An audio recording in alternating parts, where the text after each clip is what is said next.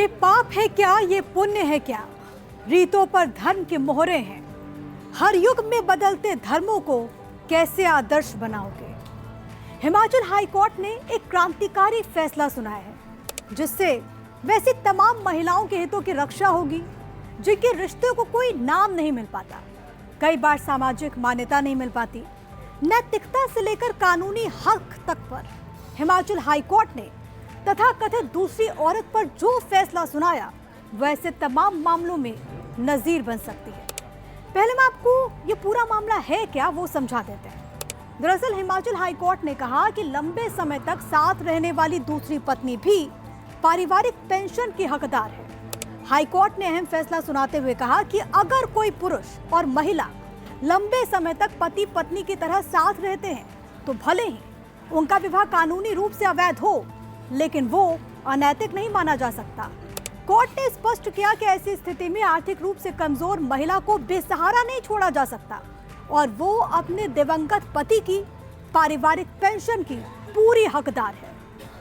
Himachal Pradesh high court ने फैसला सुनाया है कि एक महिला जो 2 दशकों से अधिक समय से एक दिवंगत कर्मचारी के साथ रहती थी, वैध विवाह नहीं होने के बावजूद पारिवारिक पेंशन से वंचित नहीं की जा सकती।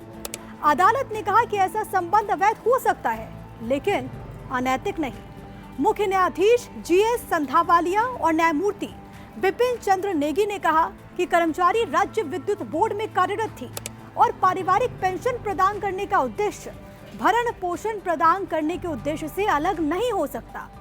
अदालत ने आदेश दिया है कि अपीलकर्ता को पति की मौत के बाद से बकाया सहित पारिवारिक पेंशन दी जाए। अदालत ने माना कि हाशिए पर रहने वाली महिलाओं को आर्थिक रूप से स्वतंत्र और आत्मसम्मान के साथ जीने का पूरा अधिकार है। कोर्ट ने कहा कि जब कोई महिला लंबे समय तक किसी पुरुष के साथ रहती है और आर्थिक रूप से उस पर निर्भर होती है, तो उसे केवल तकनीकी आधार पर पेंशन से वंचित करना उसे भुखमरी की ओर धकेलना जैसा है। अदालत ने कहा कि हिंदू विवाह अधिनियम की धारा 5(1) के तहत दूसरा विवाह भले ही अवैध हो, लेकिन इसे समाज की नजरों में अनैतिक नहीं कहा जा सकता। जिस तरह ऐसी शादियों में रखरखाव यानी कि मेंटेनेंस का अधिकार होता है, उसी तरह पेंशन का उद्देश्य भी समान है। अदालत ने पाया कि अपीलकर्ता और रिटायर्ड फोरमैन 1994 से लेकर 2006 तक पति पत्नी की तरह साथ रह रहे थे। पति ने जीवित रहते हुए अपीलकर्ता का नाम अपने सर्विस रिकॉर्ड में नामांकित भी किया था, जिसके बाद विवादों की वजह से हटाने की कोशिश की गई थी। इसके साथ ही कर्मचारी की पहली पत्नी की मृत्यु हो चुकी है। उसके बच्चों ने भी पेंशन पर कोई दावा नहीं किया। अदालत का ये फैसला इसीलिए भी महत्वपूर्ण है क्योंकि कानून कई बार नैतिकताएं तय करने में बड़ी भूमिका निभाता है।